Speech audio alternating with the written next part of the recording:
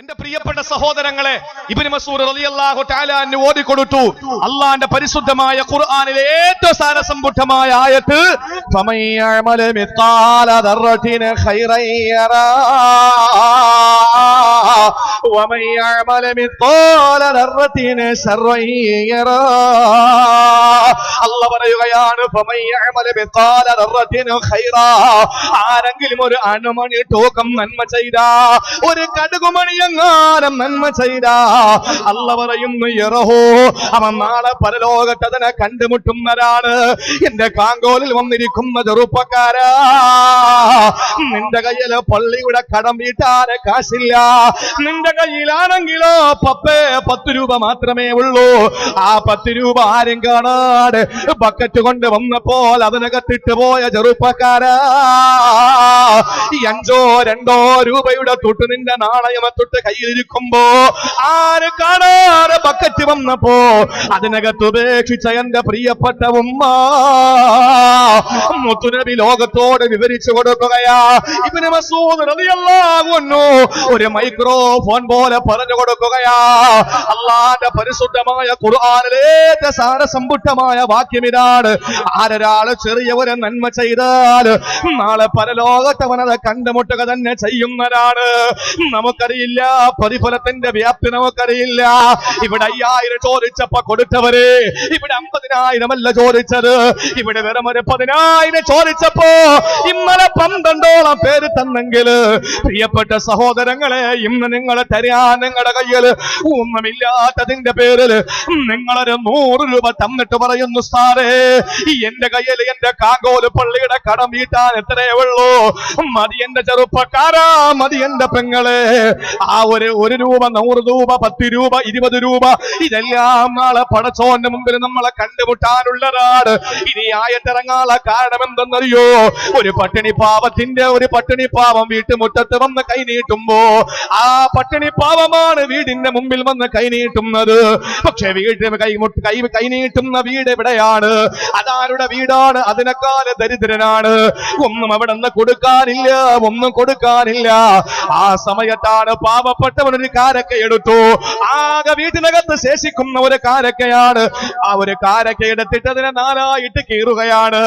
ഒന്നയാൾക്കുള്ളതാണ്, ആ ഒരു 3 ഭാഗത്തിൽ ഒന്ന് തന്റെ പ്രിയപ്പെട്ട ഭാര്യക്കുള്ളതാ. പ്രിയപ്പെട്ട പൊന്നുമോനെണ്ണം കൊടുക്കണം. പിന്നെ ഒന്നുണ്ട്, അത് കൈനീട്ടി അരിച്ചവന്റെ കൈവെള്ളയിൽ വെച്ചു കൊടുക്കുകയാണ്. ചിന്തിക്കണേ സഹോദരങ്ങള്, വീട്ടിൽ ഒന്നുമില്ലാത്തതിന്റെ പേരില് ആ പാവപ്പെട്ട സഹോദരന്റെ വീട്ടുമുറ്റത്ത് വന്ന് കൈനീട്ടി ആളിനെ മടക്കി വിട്ടില്ല. ഒരു ഈത്തപ്പഴം എടുത്തിട്ട് 4ആയി കീറിയിട്ട് ഒന്ന് അയാളെടുത്തു, ഒന്ന് വന്നവന് കൊടുത്തു, 2 കീറ് മകനും ഭാര്യയ്ക്കും വേണ്ടി മാറ്റിവെച്ചു. ഈ പാവപ്പെട്ട സഹോദരന് ഈ കൈനീട്ടിയവന് കയ്യിൽ കൊടുത്തിട്ട് പറഞ്ഞിരുന്നെന്നറിയോ?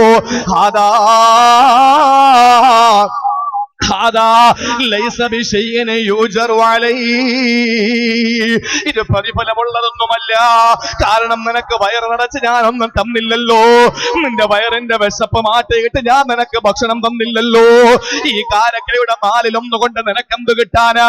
അതുകൊണ്ട് അല്ലാഹു ഇതിന് പ്രതിഫലമൊന്നും തരില്ലെന്ന് പറഞ്ഞു ഈ പാവപ്പെട്ടവന്റെ കൈവെള്ളയിൽ വെച്ചു കൊടുത്ത ഈത്തപ്പഴത്തിന്റെ 4-1 കീറ് കണ്ടപ്പോ അല്ല പറയുകയാണ്, ഫമൻ യഅമല മിത്ഖാല ദർറത്തിൻ ഖൈറൻ യറാ, ആരൊരാളും നന്മ അണുമണി തൂക്കും. ഒരു ഡോട്ട്, ഇന്റർനെറ്റ് യുഗമാണ്, ഒരു ഡോട്ട് ആരെങ്കിലും നന്മ ചെയ്താൽ നാളെ അല്ലാഹുവിന്റെ മുമ്പിൽ അത് കണ്ടുമുട്ടുക തന്നെ ചെയ്യുന്നതാണ്. ഒരു സംശയവും വേണ്ട. ചെറുതാണെങ്കിലും അല്ലാഹു അത് കണ്ട് അതിന് പ്രതിഫലം അല്ലാഹു തരുന്നു. നിങ്ങൾ ആലോചിച്ചേ സഹോദരിമാര്, ചിന്തിക്കും അത്ര വലുതാണോ ഉസ്താദേ അന്നത്തെ ഈത്തപ്പഴം? അല്ല, ഇന്നത്തെ ഈത്തപ്പഴത്തിന്റെ വലിപ്പം തന്നെ അന്നുള്ളത്. അവരങ്ങനാണ് പട്ടിണി കിടന്നത്. നമുക്കെന്നെ കൊണ്ട് പറ്റുമോ? നമുക്ക് എന്റെ പ്രിയപ്പെട്ട സഹോദരങ്ങളെ പറ്റുമോ? ഞാനൊന്ന് ചോദിക്കട്ടെ, ഒരു ഈത്തപ്പഴം കൊണ്ട് നമ്മളെ വീട്ടില് ഭർത്താവ് നോമ്പ് തുറന്നിട്ട് വീട്ടിൽ വരുമ്പോ ഈത്തപ്പഴം അങ്ങാനെടുത്ത് മുമ്പ് വെച്ചു കൊടുക്കാമെങ്കിൽ നിന്നെ ആദ്യം എടുത്ത് കരണ്ടി എറിയും. ശരിയല്ലേ? ഞാനൊന്ന് ചോദിക്കട്ടെ, നമുക്ക് കറി പോരാന്ന് പറയുന്നത് എന്തുകൊണ്ടാണ്? ഇന്നത്തെ കറി മോശമായിരുന്നു എന്ന് പറയുന്നത് എന്തുകൊണ്ടാ? ഭാര്യമാർക്ക് സൂഹിക്കുന്ന ഒരു കാര്യം പറഞ്ഞുതരാൻ. ഭർത്താവ് വീട്ടിൽ വന്നിട്ട് അടിയുണ്ടാക്കി, കറി പോരാ. എന്താ കാര്യം? നിന്റെ കെട്ടിയോന് വിശപ്പില്ല, അത് തന്നെ കാര്യം. നിന്റെ ഭർത്താവിന് വിശപ്പുള്ള ഒരാള് കറിയുടെ രുചി നോക്കാൻ നിൽക്കുവോ? പെട്ടെന്ന് വാരി വലിച്ച് തിന്നല്ലേ ഉള്ളൂ. മെത്ത പോരാ, കട്ടില് പോരാ, വിരിപ്പ് പോരാ, കാറ്റ് പോരാ എന്ന് പറയുന്നത് എന്തുകൊണ്ടാ? നിനക്ക് ഉറക്കം വരാത്തോണ്ട്. ബസ്സിൽ കയറി ഒരാള് കണ്ടക്ടർ അടുത്ത് മെത്ത വിരിക്കാൻ പറയൂ, ഉറങ്ങുമ്പോൾ നിന്നങ്ങ് ഉറങ്ങുകയല്ലേ ചെയ്യുന്നത്. കാരണം എന്താ, ഉറക്കം വന്ന പിന്നെ ഒന്നും ചോദിക്കേണ്ട കാര്യമില്ല, എവിടെയെങ്കിലും കിടക്ക ഉറങ്ങുക. വിശന്ന് എന്താ ഉള്ളേടി, ഒന്നുമില്ല, എന്നാലും അത് പച്ചക്കറി ഇരിപ്പുണ്ട്, അതായാലും മതി, വെള്ളത്തിൽ മുക്കി ഉപ്പ് വെള്ളത്തിൽ മുക്കി കഴിക്കാൻ. കാര്യം എന്താ, നിനക്ക് വിശന്നപ്പോ നീ വേറെ ഒന്നും ആലോചിച്ചില്ല. കറി പോരാന്ന് പറയുന്നവർ മനസ്സിലാക്കിക്കോളി, നിന്റെ ഭർത്താവിന് വിശന്നിട്ടില്ല. കിടക്ക പോരാന്ന് പറയുന്നവർ മനസ്സിലാക്കിക്കോളി, നിന്റെ കെട്ടിയൊക്കെ ഉറക്കം വന്നിട്ടില്ല. അത് തന്നെയാണ് കാര്യം. എന്റെ പ്രിയപ്പെട്ടവരെ, വയറ് നിറച്ച ഭക്ഷണം കഴിക്കാൻ അന്നുള്ളവർക്കൊന്നുമില്ല. 3 മാസമാണ് അടുപ്പിന് തീ പുകയാത്തത്. പണ്ട് ഒരു സ്ഥാനാർത്ഥി ആദിവാസി ഊരി ചെന്നിട്ട് പറഞ്ഞു, ഞാൻ ജയിച്ചാൽ നിങ്ങൾക്ക് പുകയില്ലാത്ത അടുപ്പും കക്കൂസും തരാന്ന് പറഞ്ഞു. ആദിവാസി മൂപ്പൻ ചോദിച്ചു, അടുപ്പ് പോകഞ്ഞില്ലേ പിന്നെ കക്കൂസിന്റെ ആവശ്യം ഉണ്ടെന്ന്. എന്റെ പ്രിയപ്പെട്ട സഹോദരങ്ങളെ, ചിന്തിക്കും, അള്ളാഹുവിന്റെ റസൂലിന്റെ വീട്ടില് 3 മാസം 90 ദിവസം അടുപ്പിന് തീ പുകഞ്ഞിട്ടില്ല. അപ്പൊ നിങ്ങൾ പറയാം 4 അടുപ്പുണ്ടായി കാണും, അതാണ് പുക വരാത്ത.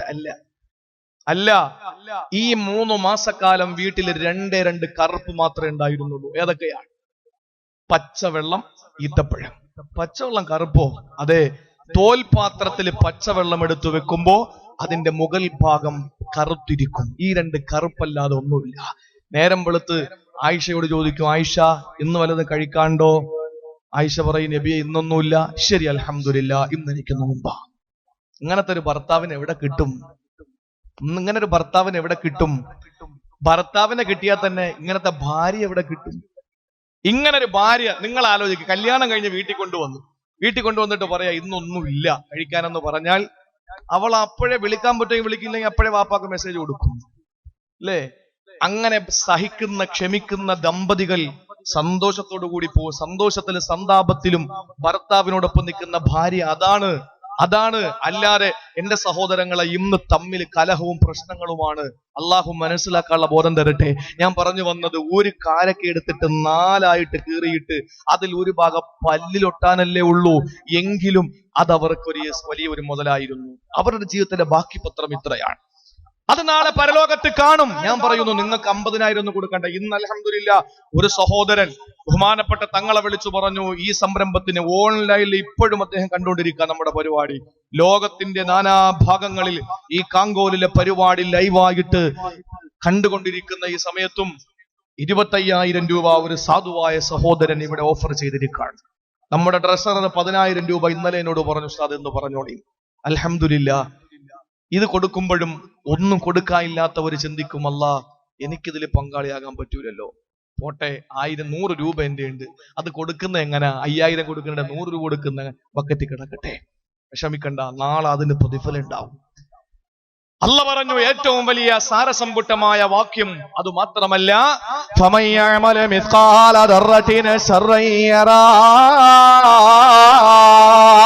ആരെ ചെറിയ തിന്മ ചെയ്യുന്നുവോ സംശയിക്കണ്ട മോള്, ഭർത്താവിനെ വഞ്ചിച്ചുകൊണ്ട് അന്യപുരുഷനെ കൂടെ കൈപിടിച്ചോടിയ ചെറുപ്പക്കാരികൾ ഉണ്ടാകുമ്പോ, പ്രിയപ്പെട്ട ഭർത്താവിനെ വഞ്ചിച്ചുകൊണ്ട് ഭാര്യ മറ്റൊരുത്തന്റെ കൂടെ കൈപിടിച്ച് ഓടുമ്പോൾ, അങ്ങനെയുള്ള പെണ്ണുങ്ങൾ നാളെ പരലോകത്തെ കടന്നു വരുമ്പോ, ഞാനൊരു കാമകന് മെസ്സേജ് എഴുതിയെന്ന് വെച്ചിട്ടല്ല എന്നെ ശിക്ഷിക്കൂല. എന്തുകൊണ്ടെന്നറിയുമോ? ഞാൻ ചെയ്യുന്നത് ചെറിയൊരു തെറ്റല്ലേ? ഇങ്ങനെ ചിന്തിക്കുന്ന ഒരാള് മുമ്പുണ്ടായിരുന്നു. അയാള് ചെറിയ ചെറിയ പാപങ്ങൾ ചെയ്തിട്ട് പറയുന്ന രണ്ടാണ്, ഇന്നമാ വഅദല്ലാഹു നാറ അലൽ കബായിരി. അല്ലാഹു തആല ശിക്ഷ കൊടുക്കുന്ന, നരകം കൊടുക്കുന്ന തെറ്റെന്ന് പറഞ്ഞ അത് വലിയ വലിയ പാപങ്ങളാണ്, ചെറിയ ചെറിയ തിന്മകളല്ല. ഇങ്ങനെ ചിന്തിച്ചിരുന്ന ഒരാളുണ്ടായിരുന്നു. അയാൾക്ക് മറുപടിയായി പരിശുദ്ധ ഖുർആൻ അവതരിപ്പിക്കപ്പെടുകയാണ്.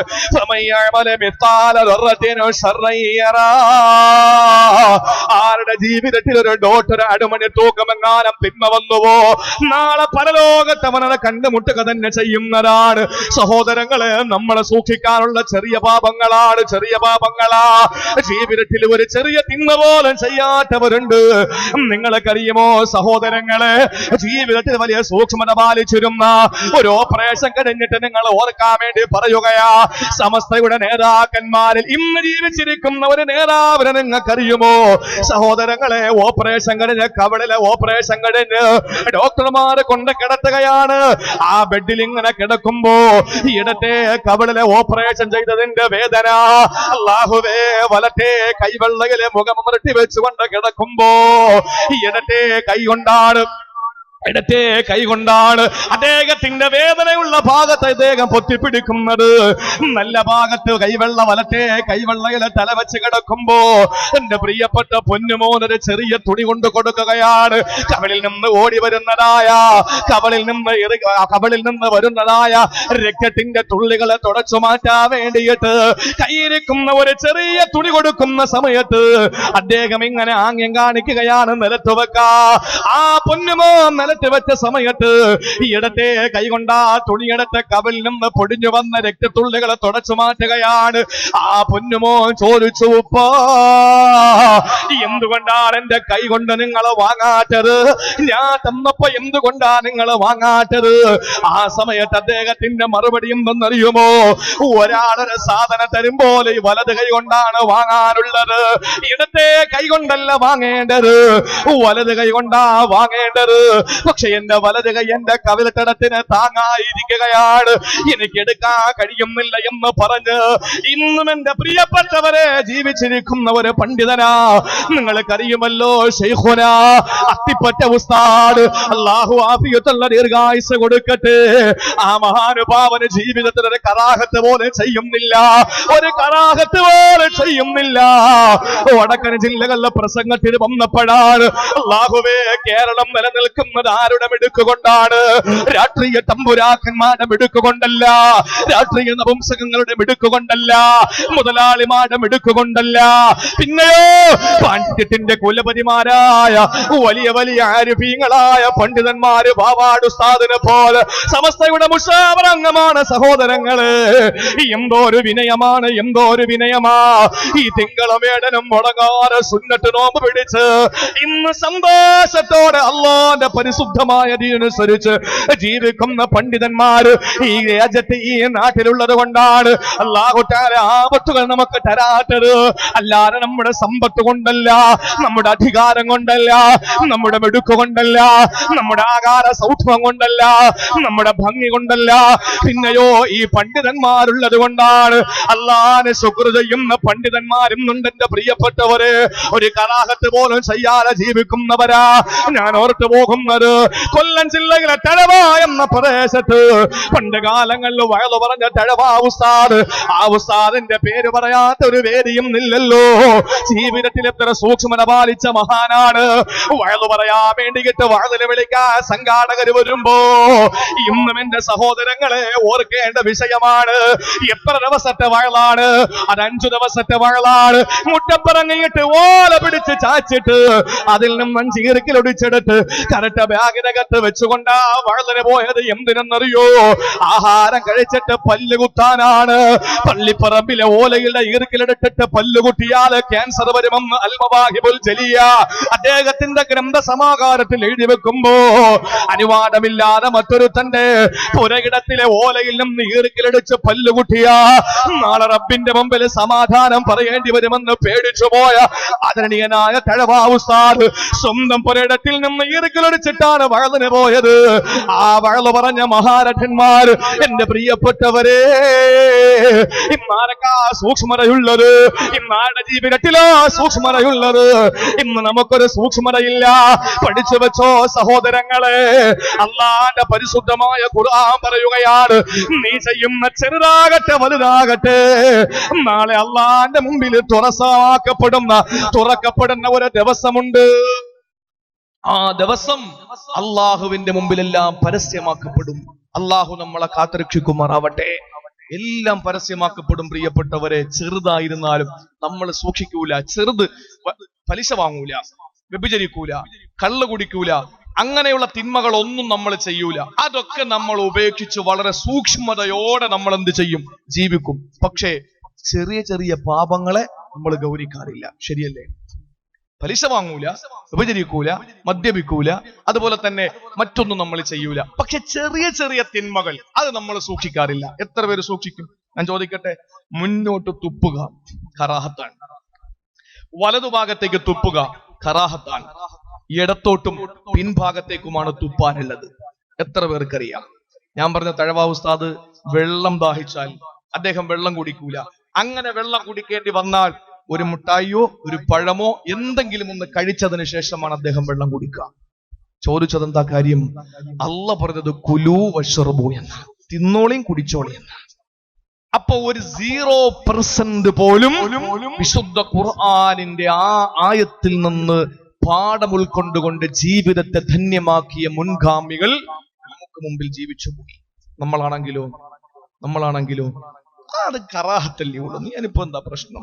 തൊപ്പി വെച്ചില്ല നിസ്കരിക്കാൻ, ആരെ കറാഹത്തല്ലേ ഉള്ളൂ, അത് സുന്നത്തല്ലേ ഉള്ളൂ, എന്തിനാ ചെയ്യുന്നേ? ഇതല്ലേ നമ്മുടെ ചിന്ത. ഇങ്ങനെ എന്നിട്ട് ആയിഷ ബീവി ഒരു ഉദാഹരണം പറഞ്ഞു. എന്താണെന്നറിയോ?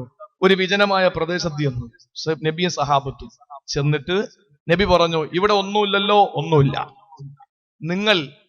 നിങ്ങളൊന്ന് നടന്ന് കറങ്ങിയിട്ട് എന്ത് കൈ കിട്ടുമോ അതിവിടെ കൊണ്ടുവരാൻ പറഞ്ഞു. ഒരാൾ പോയി ഒരു ചെറിയ എല്ലിൻ കഷ്ണം കിട്ടി, അത് കൊണ്ടുവന്ന് നബിയുടെ മുമ്പിൽ വെച്ചു. വേറൊരാൾ ഒരു ചെറിയ തടി കഷ്ണം കൊണ്ടുവന്നു, വേറൊരാൾ ചെറിയ വേറെന്തോ ഒരു സാധനം കൊണ്ടുവന്നു. ചുരുക്കി പറഞ്ഞാൽ പോയ എല്ലാവരും അവരവരുടെ കയ്യിൽ ഓരോ സാധനങ്ങൾ കൊണ്ടുവന്നപ്പോ അത് ഒരു വലിയ കൂമ്പാരമായി മാറി. എന്നിട്ട് നബിതങ്ങൾ ഇതിനെ ചൂണ്ടിയിട്ട് പറഞ്ഞു, നിങ്ങൾ സൂക്ഷിക്കാനുള്ളത് ചെറിയ പാപങ്ങളെയാണ്. കാര്യം എന്താണ്? ഈ ചെറിയ പാപങ്ങൾ ഇങ്ങനെ കുന്നുകൂടി കൂടി കൂടി കൂടി ഹത്തായുഹക്കിർന, റസൂലുള്ള പറഞ്ഞു, ഒരു മനുഷ്യനെ നിസ്സാരമാക്കി കളയാൻ ചെറിയ പാപങ്ങൾക്ക് കഴിയും. വലിയ പാപങ്ങൾ വന്നാൽ നമ്മളെ സൂക്ഷിക്കുകയും പെട്ടെന്ന് തൗബ ചെയ്യുകയും നമ്മൾ ചെയ്യും. ചെറിയ പാപങ്ങൾ ആരും സൂക്ഷിക്കാറില്ല. അള്ളാഹു നമ്മളെ കാത്തുരക്ഷിക്കട്ടെ. അതുകൊണ്ട് ഏറ്റവും വലിയ സാരസമ്പുഷ്ടമായ ഈ ആയത്ത് വരെ നന്നാകാൻ ഒരാൾക്ക് ചെറുതാണെങ്കിലും എന്ത് നന്മ ചെയ്യോ നാളെ പരലോകത്ത് നമ്മളത് കാണും.